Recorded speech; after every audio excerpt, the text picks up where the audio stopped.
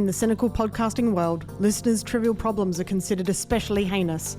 In the UK, the dedicated detectives who investigate these ridiculous queries are members of an elite squad known as a Problem Squared.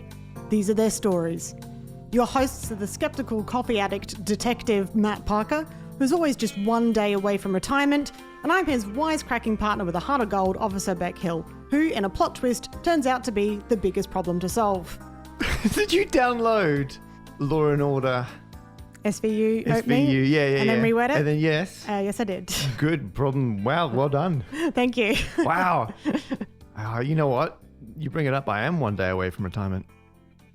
But every time I think I'm out, pull you right back in. Yeah. I'm always late because there's just one more thing. Wow. Special Problems Unit. I think we're... I think that would be I think that should be our new name. Special Problems Unit. Yeah. SPU. Love it. Dun, dun. And for any new listeners, that's not normally the intro. I just thought I'd have a little bit of fun. Matt, how are you? I'm good. I'm very excited.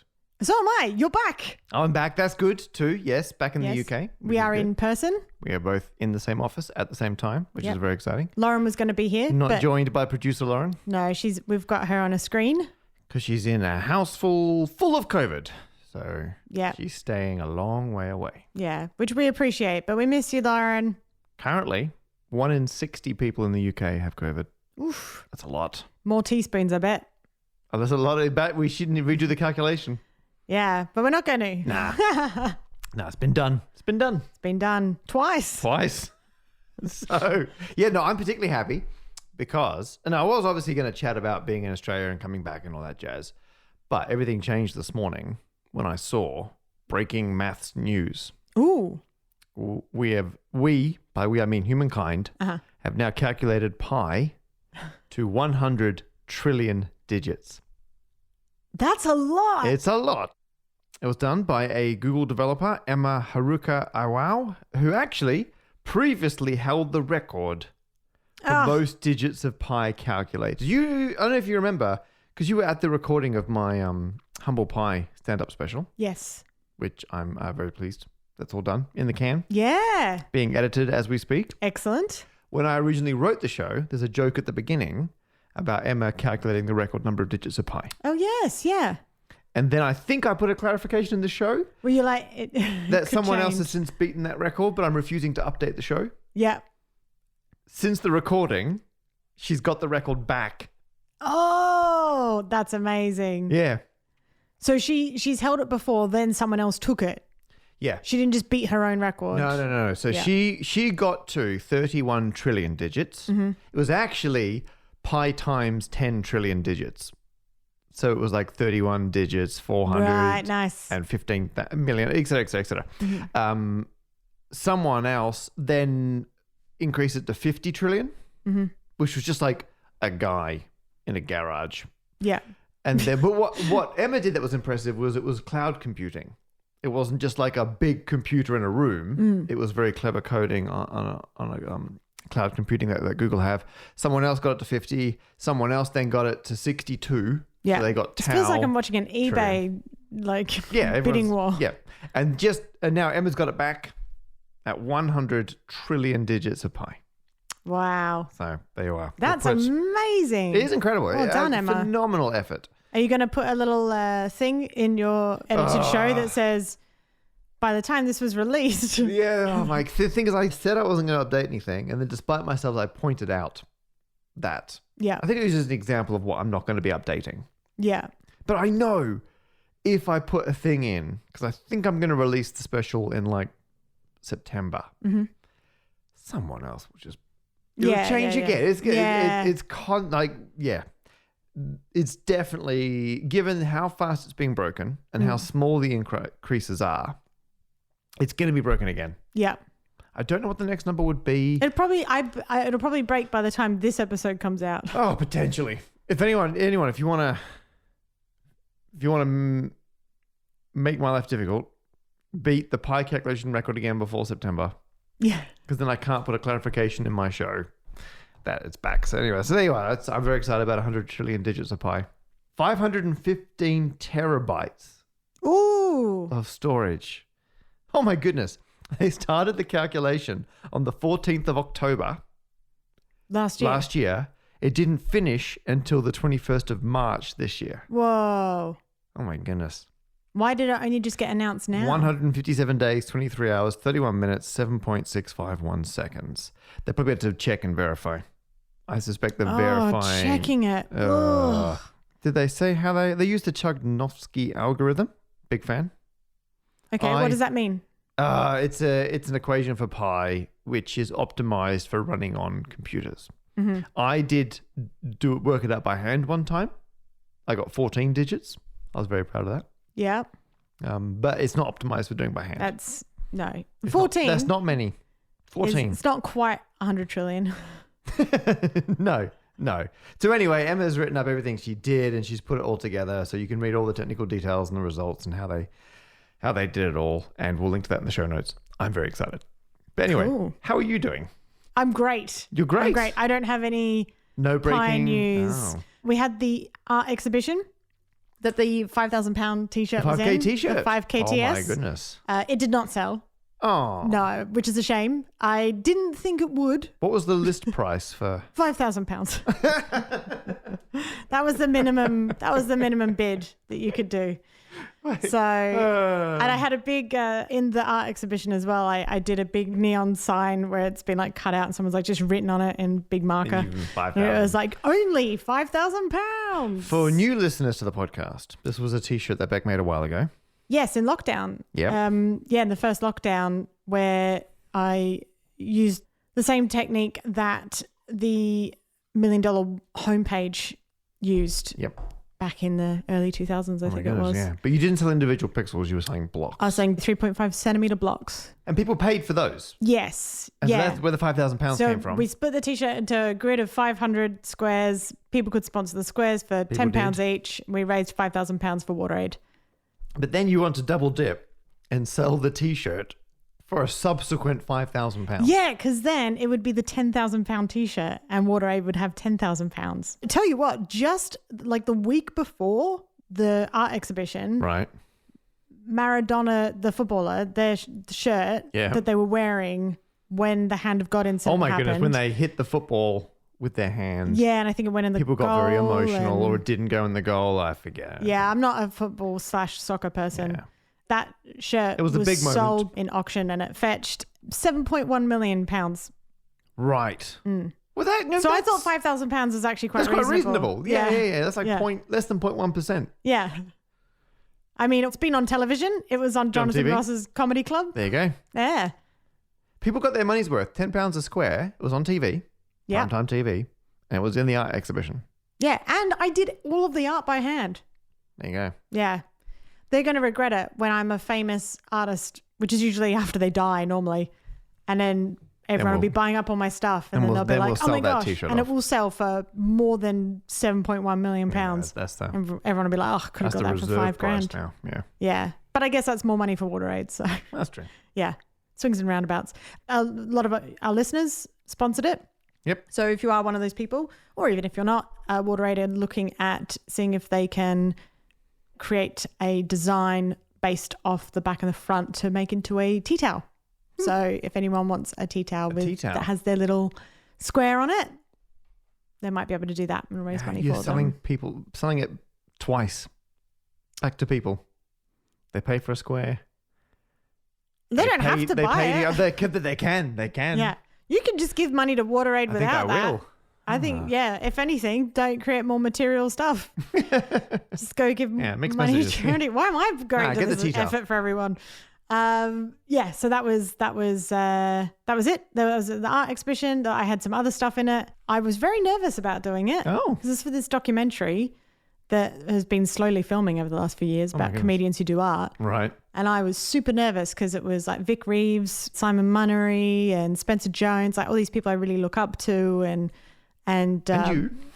and me. And I felt a bit like, ugh. But actually, I'll tell you what, once you put something on a white plinth, it looks like art. Give it a little label. Yeah. I sold 3 pieces. Wow. I sold a friendship bracelet that I had made that said, "Is this art?" Which I thought that sold for 30 quid, I think. Wow. Some paper mache Good investment. hands around a pot with some dead time in it because it was too much time for your hands. But There you go. But then I literally killed time. You've made a lot of pun-based That was art. 50 quid. 50 Went to quid? charity from that. For killing time. Yeah. And I sold my first self-portrait that I'd done with makeup instead of paint because I use makeup more than I do paint. And there was a bidding war of two bids on that. That's a war. It sold for £150. £150. And I tell you who won it. My mate Steph. She bought it. Which I don't know who the other person was who bid on it, but Steph was like, I don't want Probably anyone Steph's else partner having trying this. to buy it for Steph. No, although she did buy one of Spencer Jones's pieces as well and didn't realize that the bidding on the site doesn't work the same way as eBay. So when you place a bid, that is your bid. Whereas with eBay, you can say it goes what your up to. Yeah, right. yeah, right, it'll right, bid right, on right, behalf right, of yeah. you, and you just put a cap. Yep. So I think Spencer's Normal bidding rules. yeah, he had a really nice painting which looked a lot like Steph, which was why she wanted it. So yeah, all round fun times, free booze. I love an art exhibition. This first problem is for you, Matt. Ooh. It's from Stuart, and it says, is there a way to number a menu where giving the total will result in a correct order? Oh, so is that like if you go to a Chinese restaurant, Yep. sometimes it'll have like They're numbered. numbers next Yeah. to the, and then you say, I'll have a 3, a 7 and 2 10s. Well, instead of doing that, you could just say, give me a 30. And then they're like, oh, well, that's 2 10s, a 7, and a 3, right? Right. Okay, so you wouldn't be necessarily numbering it in chronological order. It would just be... Yeah, correct. Yeah. So Huh. is there a way to number a menu Ooh, I such like that this. all you have to do is tell the server the total of all the dishes you want, and that they can reliably reverse engineer what you were ordering? I'm guessing this mainly comes down to how many items are on the menu. It can. Because yes, you could. If you had 2 items on your menu, Yes, no, you're right. That's good. Yeah. you could literally yeah, do that. exactly. Yeah, yeah. Done. So yes. All right, next problem. So what would you number the 2 items on your menu? Well, if it was 2, I would just go 1, 2. What if they want 2 ones? Oh, bum. Yeah, you're right. Oh, do you do negatives? Well, the problem now is, so what I realized very early on, I did exactly what you did, which is the first step. You go, right, what's the simplest case of this problem? Which is a menu. Well, obviously, you can have a menu with nothing on it, the null menu. You can have a menu with a single item. That's still easy. And then the moment you got 2 items, you're going to have ambiguity around if people are allowed to order multiples of the same dish. And if you think this might be for a whole table of people, then there's every chance more than one person wants the same dish. Someone might want 2 of them. So even if you numbered them like, the first one's number 5, the second one's number 7, you're like, excellent. But then if you multiply 5 and 7, you get 35. And so that would be ambiguous. You wouldn't know if they want 5 rounds of dish number 7 or 7 rounds of dish number 5. So any 2 numbers you assign to the smallest non-trivial menu, there will be an ambiguous order, which is the multiple of those 2 numbers. Yeah. Yeah. So that, And there's no way around that. well, so when I realized that, I was like, okay, so this is just branched. There's, on one hand, I'm like, okay, that proves using normal numbers, you can't do it in a way that's perfectly generalizable because there's going to be an upper limit to how many. But if you tell people you can't order more than 4 of the same dish, then that system would work because that would take out the ambiguity. But I was like, okay, but it means you can't do this in general, but you can probably come up with ways of doing it if you have some reasonable bounds on what people can and cannot order. It also tells us if you want to do it perfectly in a way that will work for any size restaurant with any size order, normal numbers aren't going to cut it. We'll come back to that in a moment. So I was like, okay, let's just say you know how many dishes are on the menu and no one's going to order more than a certain number. Yeah. Then yes, you can do it. The easiest way of doing it is you have the first item on the menu is menu item number 1. The second item is menu item number 10. Okay. And then 100. and then 1,000, yeah, and then 10,000, yeah. right? So then, if someone wants 2 10s and 3 100s, Yeah, they'll order 320, and you just look at it, yeah. and the number is just how many of each dish in the order they are on the menu. Yeah, That's nice. but the numbers are quite big. And it feels like cheating because you're literally just listing how many of each dish you want in order, but it happens to be a number. But you've got to say zeros where you're not ordering any of a dish. If anything, it's less efficient than just saying, give me a number 10 and a number 1,000. What do you mean zeros? So if you, like, let's say the menu's got like 20 items on it. Mm-hmm. To order, you're going to need a 20-digit number for your order. You're going to be like, because you're going up by a digit each so time. our total order is, 17 trillion, 405 million, et cetera, right? Mm-hmm, So, you've got this massive long number instead of just saying this one, and this one. Yeah. So it's inefficient. I was like, okay, could I make it more efficient? And so I think I found a way to make it more efficient. All right. And it depends on if people can order multiples of the same item.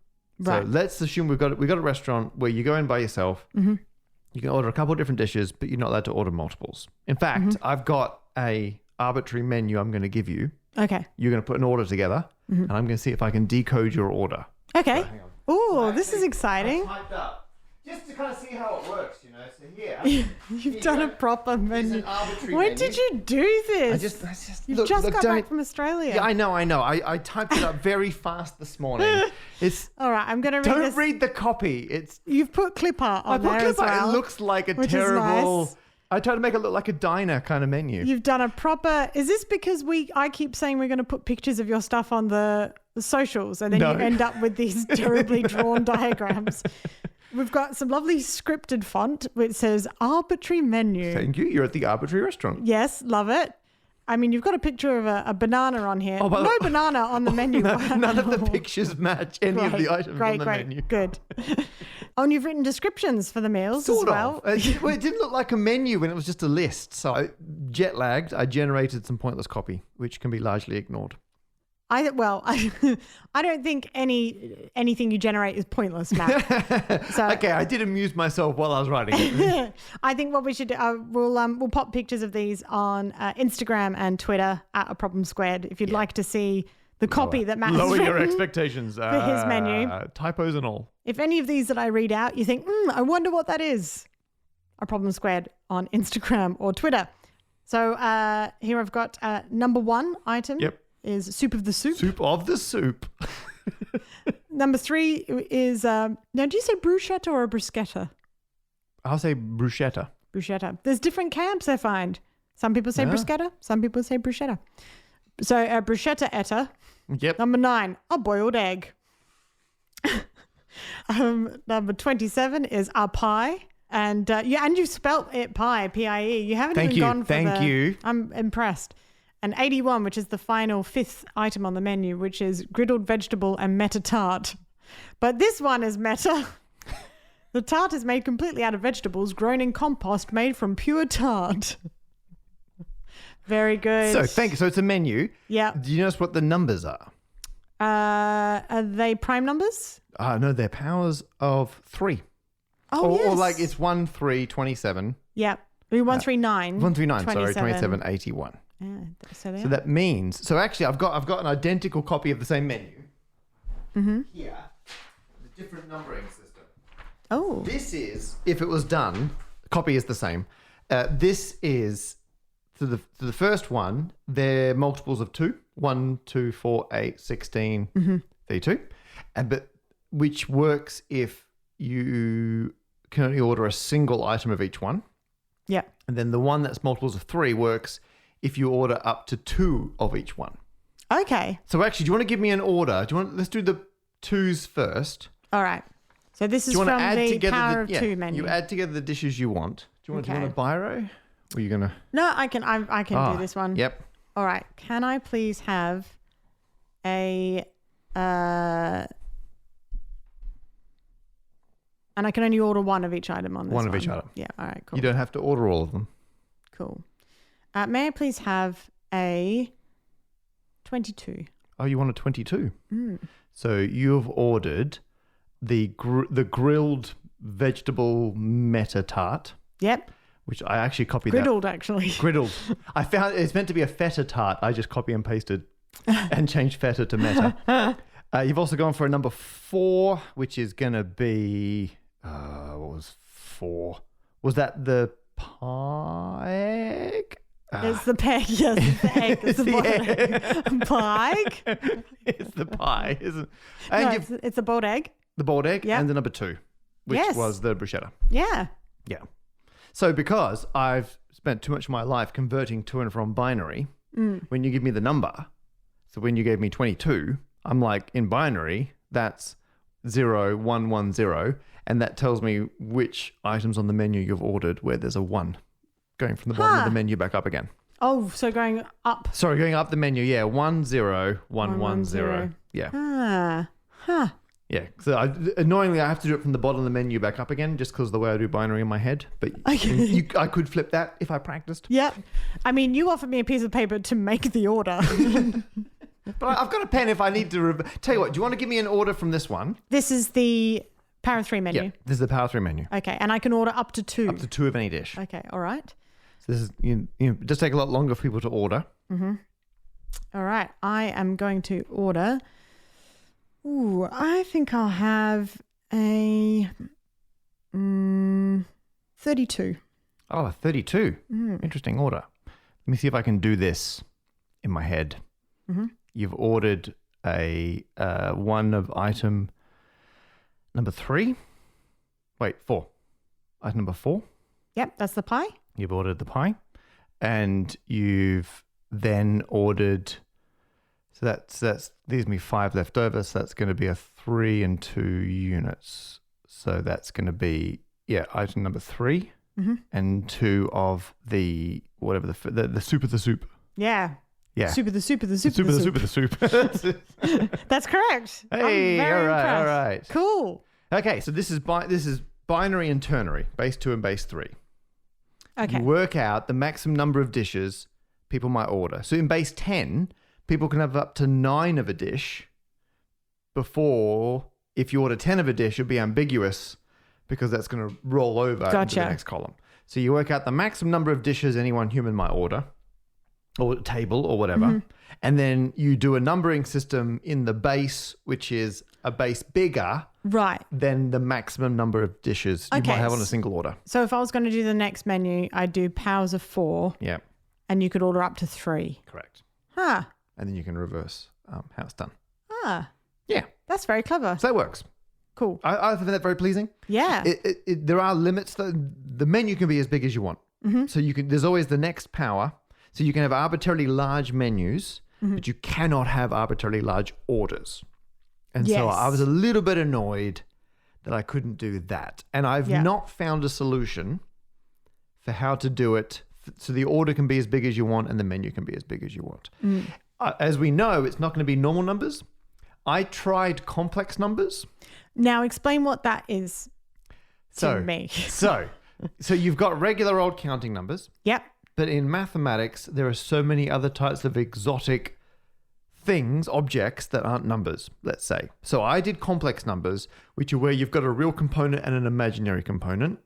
It's basically like having coordinates. So soup of the soup would be like 2 plus 3i. So it would be a normal part and imaginary part. So like algebra. Like algebra. Okay. And then, the bruschetta eta would be like 7 minus 4i or something, right? And so each one would have a 2-part complex number attached to it. And then you can add them all up and then you can reverse it. I couldn't find a basis, like a set of complex numbers that would work for. I think there's always going to be an ambiguity. What I love about that, though, is that the blackboard that the menu would be written on would look like one of those, is it Goodwill Hunting? Yeah. No, is that the one? With where they come in and they solves the problem on the board. Yeah, I feel like that's what you're. Someone will come in and solve the menu. Yeah, that's right. There are other more exotic maths objects. So if anyone listening fancies a challenge, I suspect there must be some system in maths where adding the items is reversible. The other way we could get around it, the problem said if you need to add together all the things you're going to order, If you multiplied them, that can be solved because you would give each item a different prime number. And if you multiply together a bunch of primes, you can perfectly reverse that answer. Even if there's multiples of the same prime, that's perfectly reversible to go back. Prime number decomposition is a fundamental part of maths. It's unambiguous, works every time. So if you gave prime numbers to every item on the menu, and to order you have to multiply together all the items you want, that would work perfectly. But you get very big answers. Yes. And multiplying is a lot harder to do in a restaurant than addition, in my humble experience. Yeah, that's why. Oh man, I remember back in the day when the receipt for your meal was like handwritten. You're adding up, easy. Yeah. Multiplying, not so much. There may be, I don't know. My intuition, I can't even say if I think it's likely or not. Because doing the thing called partitioning, where you split something apart into a sum, is notoriously complicated with normal numbers. But there may be some exotic system in maths where summation is reversible if you pick the right basis for how you're doing it. But I couldn't find any. But that's maybe more the limit of my knowledge than I have a question. An actual limit. Yeah. Before you said there are many different types of complex objects, or there are more complex objects. Yeah. Why do you say object? That's like a general catch-all for things. Yeah. Okay. Because it could be numbers, it could be like groups, it could be shapes, it could be vectors, it could be matrices. There's all these things. And I think everything one I listed, I suspect, doesn't work. If there is an answer to this, it could be some obscure, like literally two people have done a research on this obscure offshoot of some weird branch. And they're like, oh, interestingly, decomposition of addition is perfectly defined or something like that. You know who I think could probably help with this? A better mathematician. I was going to say Emma. I bet she's got the computing power. Time on it. Yeah. That would be a practical use of the... Yeah, why not? That'd be quite the pop-up though, wouldn't it? Yeah. That cafe. Yeah. If I run a cafe, I'm going to have punch cards where you punch in your order in binary next to each item on the menu. Would you have a little computer that you stick it into? Yeah, totally. Yeah. Yeah, like the reverse of like a time punch card. Yeah, exactly. Yeah. You'd clock in your order. I'd love that. Ooh, wouldn't that be something? And also work the same as a loyalty card as well, I guess. There you go. At the same time, you only need one thing. What would your cafe be called? Oh, we've talked about our We pub. have talked about this before. Yeah. So I don't know if I said this on the podcast. If I do a pub, I want to call it the rows and column. Yes. But like the rows is in rows in a spreadsheet. Yeah. And column, like, here you go. We all know what's happening here. Yeah. Anyway, if anyone can come up with something that you can add and reverse, let me know. And I'll implement it at the rows and column. Well, I think that's wonderful. And I'm going to give it a half ding. I'll accept a half ding. But because with this episode, we're doing Law and Order. Oh, yeah. Just one duh. Single dung. Thanks. We have a problem in via the problem posing page at aproblemsquared.com from Rowan, who says, when there is somebody behind you when you open the door, a specific door. Yeah. Rowan doesn't specify what the door is, but they then want to know what is the polite distance to wait for someone and what is the creepy distance to wait for someone. So Beck, I mean, we've all had this problem. Yeah. And you're gonna solve it once and for all. I'm gonna solve it once and for all. Good. The thing is I've about had this problem. And you've already come across this. This problem involves variables. Big fan. What door is it? That's true. They just say the door. Yeah. So let's start with that, because first of all, it depends where you're located in regards to the door. Because if you're going into a building, gotcha, then how are you to know if someone behind you is going to follow you into the building or just walk past? Oh, so if you hold the door open and then they just saunter straight by, that's awkward. Yeah. So already I think that's a problem. I think it's pretty, you've got to be sure that the person is going to go into the building. I think if you go into a building even if someone is sort of just around that corner, you know, like they're just, if it's not clear that that person is going to follow you in, they're not going to be annoyed that you didn't hold the door open for them. So if there's any ambiguity in where the person is going, just let the door close. It probably depends on their approach vector. Yes. Because Yeah. if they're walking dead towards the door, that's one thing. Totally. You can, yeah. But if they're coming orthogonal to the direction of the door opening, Yeah. right, and they might just be coming in for a glancing blow and carry on. Yeah, which I've had so many times as well. I think the polite thing to do is you do the little quick rear check as if you're checking your rearview mirror. Like you just do a quick little peripherals. Okay, right, yeah. Little peripheries check. And then if it looks like they're coming towards you, you might pause for a second. But if they're not, if they seem to be just going on course, then you just go on straight in. Normally what will happen, I think, though, is if you're the other person and you know that someone's going to a building, you'll do the little skip. The skip is the universal sign of I'm going to go through the door as well. And I appreciate, but this is the awkwardness, right? Because if you hold the door open, you're forcing the other person to do the skip. Well, that's why I think if you're going into a building, you don't open the door. Right. Yeah. Like for someone, unless it's very clear that they're coming in behind you. What you could do is get to the door, realize the person's approaching you, but it's ambiguous. Just tie your shoe or something. Buy some time. Mm-hmm. Find out what they're going to do. Yeah. Act decisively. But you've got to tie your shoe like while either holding it open or you've gone, depending on if it's a push-pull. Just shy of the door. You let the other person overtake you. Now it's their problem. Oh, right. You're going to let them reach the door before you. Yeah, they get to the door first. Oh, I think you're going to be tying your shoelace for a very long time on a busy street. You never actually make it into the building. Good point. Yeah. That is the thing as well, is it is very much about who gets to the door first, isn't it? Yeah. As to who has this problem. So I think that's in terms of if you're going into a building. Yep.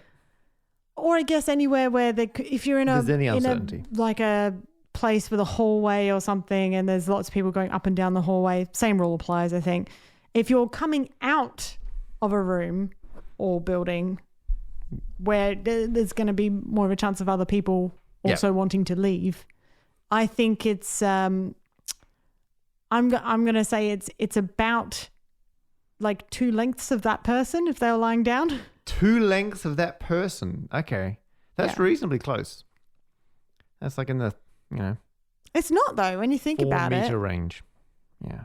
Yeah, that's still, but anything further than that. Okay. Oh, no, actually, I think you're right. Most buildings are I'm smaller now just than that. imagining 4 meters away from me. It's quite a distance. I think anything more than that and it then puts pressure on the other person to hurry up, which is arguably more rude. Why is it dependent on the person's height? Because it's the same amount of steps. So children have to be a lot closer. Yeah. Oh, number of steps. Oh, okay. Yeah. Right. Step by. Oh, that makes sense. Okay. If they can get there in 4 strides. Yeah. I mean, No, do I stand by that? Sure, I stand by that. Why not? I mean, then you could argue that if someone... Problem with my own reasoning just then is if someone is shorter, then they might have more trouble. If it's a child, they might not have the strength to open the door on themselves. But then should you be want to be letting someone them? else's kid out of a building? Yeah. So this comes to my next point, which is the variable of the person and their ability to open the door themselves. Gotcha. Because if they're holding loads of stuff... that would lengthen out the... That lengths it, yeah. So if they're holding loads of stuff, I think that then comes down to eye contact. Right. If you see anyone's holding, so even if they're super far away, if they're coming towards the door, you make eye contact. Yeah. Because what will happen is they will either go Thanks. they'll because if I'm carrying that stuff, I'll be looking ahead to lock eyes. And they might be like, oh, thank you. Like, and then it's just... Yeah, then you're away. Yeah, I think any awkwardness from that is still preferred to the difficulties of that person having to deal with the door and all this stuff. Yeah. Likewise, if anyone, for any ability reasons, can't open the door, can't reach it, or they're, So it's a case-by-case eye contact situation. Yeah, I think so. Can I add one complication that I struggle with? Sure. If it's a door... that's got like a security pass or something. So this was going to be my next one, which is a variable of what type of door it is. Yes. Yeah. Because when I was out in Australia, I was staying in a place where you had like a security thing on the door. But lots of people stay there, like an apartment building thing, right? So then when you let people in, I think if it's a security one, you don't hold the door open for anyone unless it is clear that they also belong in that building and they're super close to you. I think it might half the distance. I would go less than. Really? Yeah, because then anyone could just hang around and be like, "Oh yeah, I was." People were tailgating. It's a classic way to. Yeah. Because I think even if that person is half distance, but you don't recognize them, you get in, you pull the door closed. You can shut the door. Yeah. Okay. Oh wow, that's. Yeah. Have you been in that situation where you've got a meeting or something, and then I've been in a couple where I've been invited like to a building for a meeting. Yep. And then someone will use their pass to go in, and you have that weird thing where they're like, they sort of go like, "Should I offer you?" And I'm like, "No, it's all right. They'll buzz me in." Like, there's been a few where I've been like, "It's okay." Someone, yeah. I know. I take a giddy thrill on infiltrating the building. I did do that once recently. I had an appointment, and it was a woman who was also had her appointment at the same time, and we were both not sure what. Turned out that we were both on the same floor, but we both couldn't. The sign didn't have the names of the things that we're after, and so we buzzed, and the receptionist for her appointment let both of us in. And then I realized that I was half an hour early, and I had to go back out again. That's awkward. The thing is, I'm a big fan of like physical security and all the various exploits and things around all this. So I feel like I've got an extra eye on the secure option, but my goodness, it's ingrained. The politeness, like if someone's right there, it's a tough social move to close a door. Yeah. Even though it is objectively the right thing to do in a security situation. Yeah, it comes down to social cues, doesn't it? Yeah. I mean, if anything, we're teaching people that if you want to infiltrate a security thing, as long as you look sure enough that you belong in that place. Oh, you'll roll right in. You're confident enough that someone should open the door for you. Do you know what? If you want to sneak into a high security place, carry loads of stuff. There you are. Lots of shopping or something. And be really close by. And then lots of eye contact. And be like, "Oh, thank you," as you walk up to them as they go in. Or like pretend you're going for your pass and you can't reach it. Oh, yeah, it's here somewhere. Hand. And they're like, "Oh, come on in." So that's the security doors. Elevator doors. Yeah. So that one, I've decided, that one comes down to, I think as soon as anyone looks like they want to come into the elevator, if you're the only person in the elevator, you hold the doors open. That's what I was thinking. As soon as there are more people in the elevator than there are outside the elevator, then it comes down to distance versus capacity. That's a big call on behalf of everyone in the lift. Yeah. To decide we're all going to wait. Yeah. If it's a full lift, nah.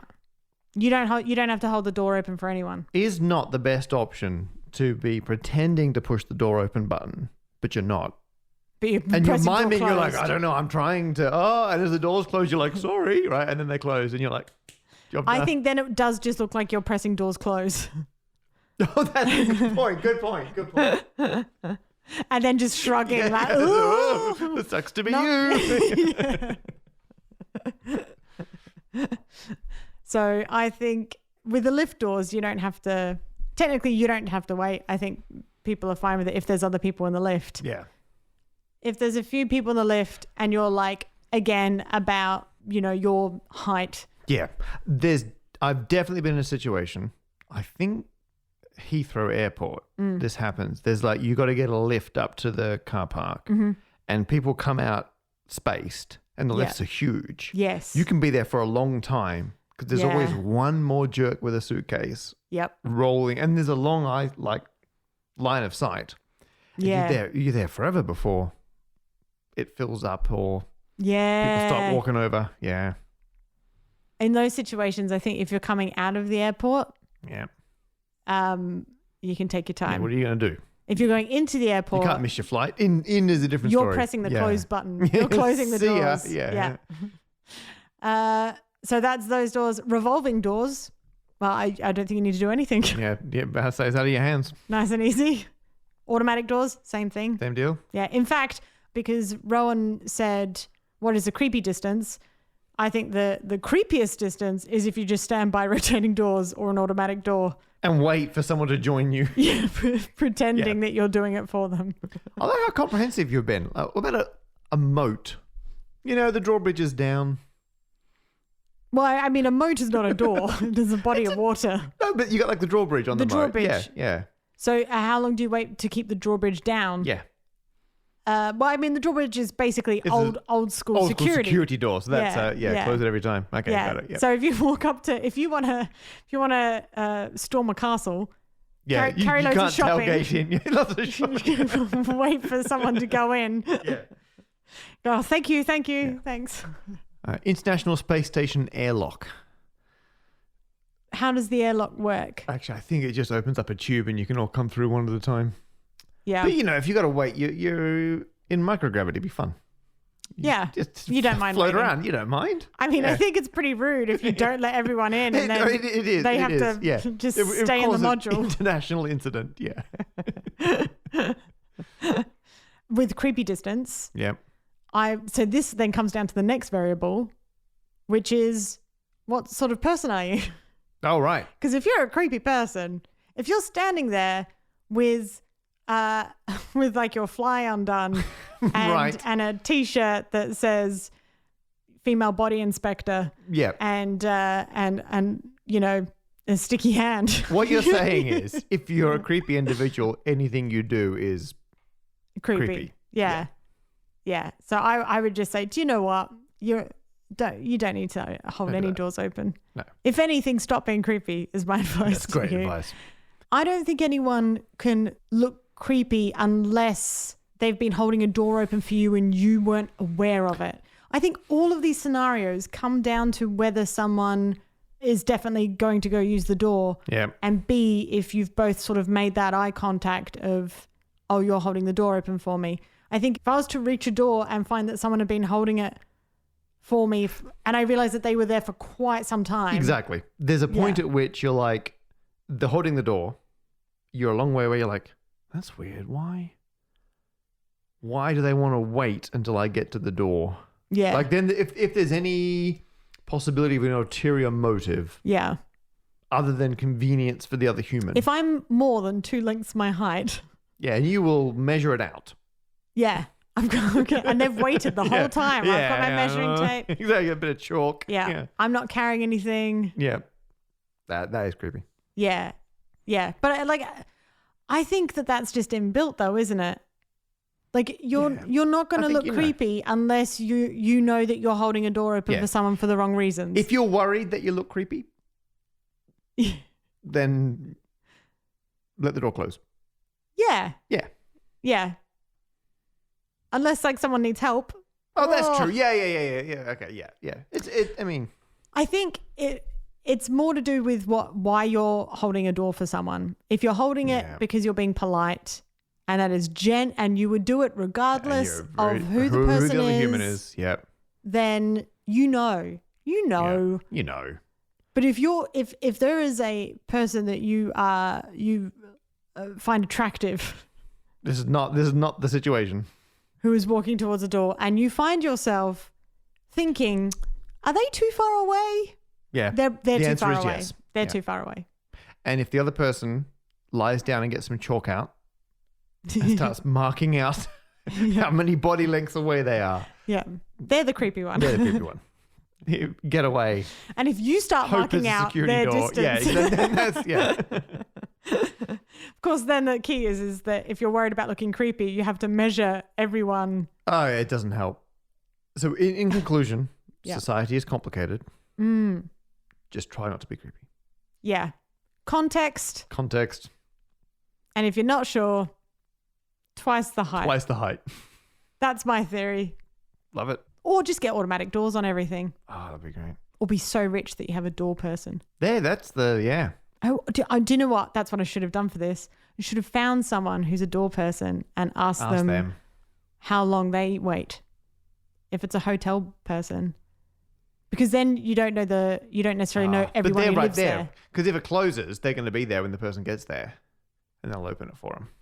would they ever just stand there holding it open? That's what I would do. If I was a door person, I'd just do that thing where you put your foot in front of it. You just wedge a doorstop. Yeah. I'm off for break. Yeah, put a little hat on it. Yeah. There you go. There's the other answer. Just get a doorstop. Yeah. Every door you go through, Wedge it open.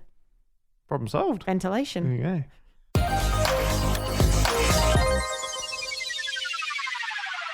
If you want some any other business, let me hear you say A-O-B. I was torn between joining in and just watching how that was going to pan out. You chose correctly. Excellent. It's any other business. Hey. Blue Dot Festival is happening in July, the 21st of July until the 24th. That's Thursday till Sunday. And we're doing our first ever live recording, well, as in recording in front of a live audience of A Problem Squared. That'd be interesting. Yeah. I mean, I'm excited. I'm very excited. I'm looking forward to Blue Dot. Great festival. Yeah. Also curious to see how we're going to go doing this live on stage. Yeah. I'm considering how long we take to record an episode. Oh, it's not swift. Oh, we love chatting. I don't think we're going to get a whole episode done on stage because we've only got like an hour. Yeah. Oh. Yeah. We might have to supplement it with backstage goodness. I think we might need to. Well, you'll find out at some point when we put out that episode. Yep. But in the meantime, if you are attending Blue Dot, or even if you're not, particularly if you are. If you are, we're going to answer a listener problem on stage. So if you have a problem for us that you would like us to tackle in front of a live audience, then please add it to the problem posing page. That's aproblemsquared.com. And in the subject line, it's in the text box. Yeah, just put blue dot. Put blue dot so we can keep an eye out for it. We're just going to search. We'll search with and without the space between blue and dot. Yeah, we'll do either. Or if you're not sure, do both. Do both. Chuck them both in. Yeah. That'll be really helpful. And if time's of the essence, you are also welcome to send it to us on Twitter at A Problem Squared. So, yeah, if you've got a problem that you would like us to solve in front of the live audience, send it to us. We might just answer it while you're there. We might answer one problem and run out of time. Oh, I didn't say we're going to do all of them. No. Also, we've had a bunch of people writing in and tweeting in about what it would feel like to fall through the earth from the previous episode, 035. And on Twitter, Merk, at Murkee, says, physicist here. Oh, yeah? Physicists. I got enough physicists in my life, to be honest. Anyway, they say it would be free fall all the way. So it'll be like being weightless in orbit because you're in free fall. Because when you slow down on the far side, is that still free fall? I think it might be. Because everything's free fallen, even though it's slowing down. Free fallen. Exactly. That plays the whole way through the earth. Right. So you're walking along. Yep. You fall down the hole. Yep. You just feel like you're weightless from the get-go. Yep. In the same way that skydivers, I imagine, feel. Yeah, ignoring wind resistance, yeah. Yeah. Oh, yeah. So you don't have wind resistance or anything. Because everything's falling at the same rate. Yeah. So you feel... everything's slowing down at the same rate, so it would be weightlessness the whole way through. Right through the middle. To the end. And then, but then when you get to the other side... do you just step out? Do you just look like David Bowie at the end of Labyrinth when like he comes that. You over just the step? And step and done. How you turn the world real precious. Singing thing. is optional. Yeah, you got crystal balls. They also flag up. And I will say, I did love the fact when we were reading this before, you read out RHO like it was an initialism.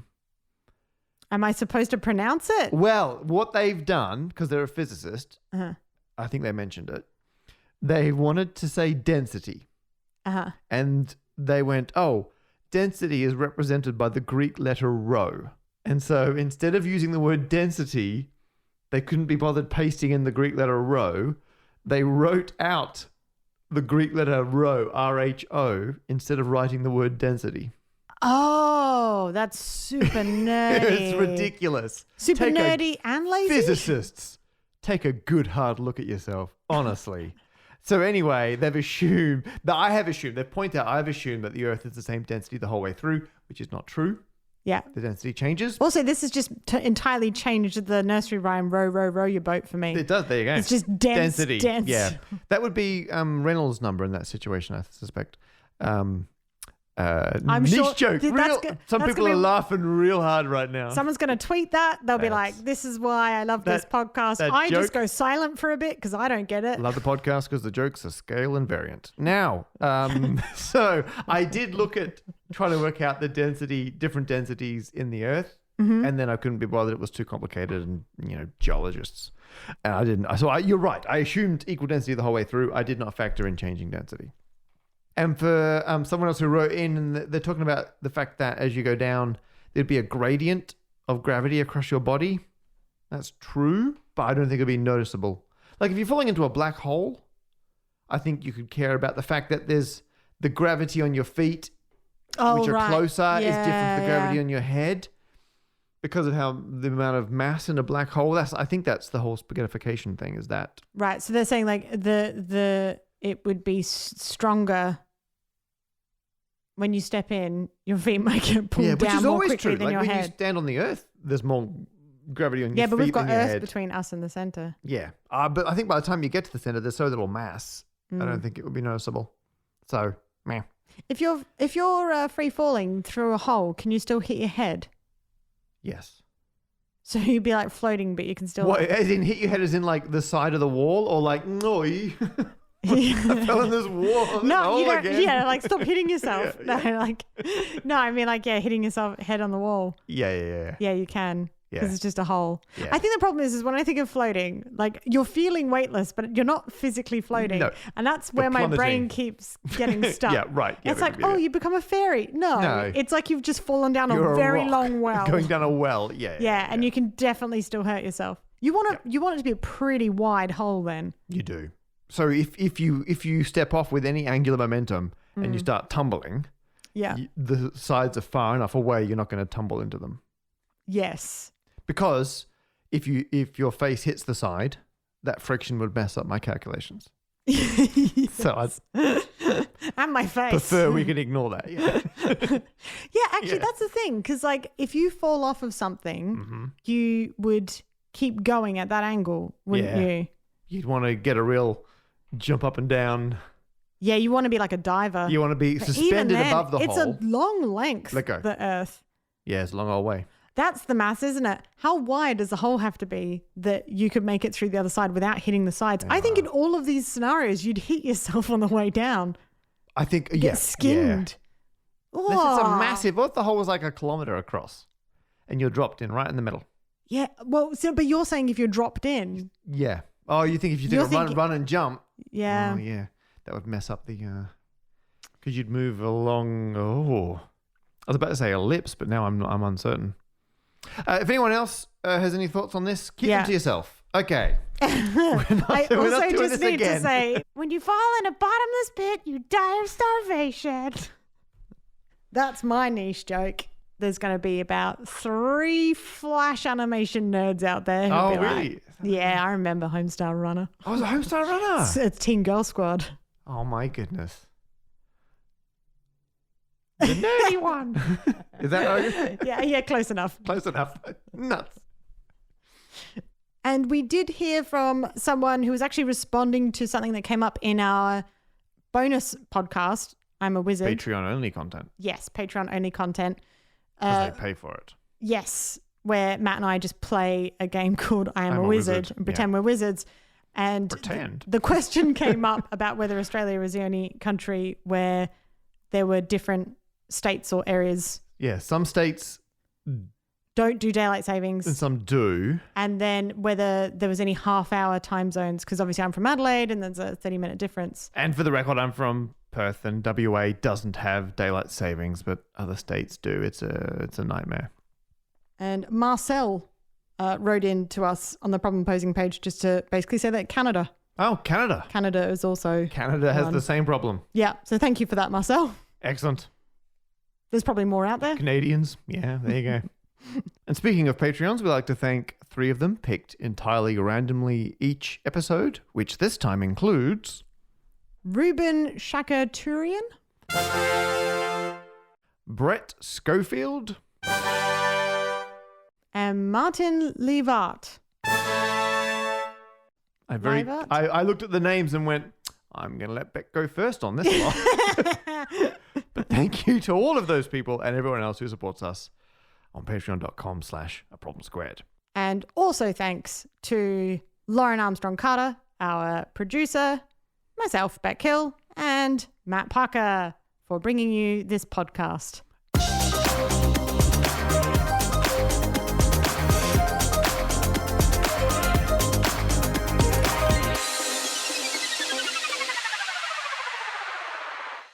And one last thing, Beck. Oh, you've got... I've just seen you've got two cards with a post-it wrapped around them. I've amalgamated all the information across the various decks that I've been doing this with. Oh my goodness. And I'm just curious to know, is this your card? Yes! No way! Ah, there it is. Four of spades. We should have recorded this Zoom. Oh, wait. Guess what I've got? I've got a party in a bag. Oh! Matt's brought party bag twisties. Wow, there you go. Oh, that's the end of an era. Well, you know what? We should put that in an art exhibition for £5,000. We should. I tell you what, I will both sign the card. Oh, yeah? And we'll put it on eBay for Water Aid. Starting price, £5,000. I actually have a video from the original Chris Knight. Oh, yes? Where I told him what the correct card is. Because I was very tempted to get him getting the card before you. Oh, my goodness. So, seeing as he filmed it funny. all the way out in Australia, I will pop that. We'll put that online. I'll put that on socials and tag him. Brilliant.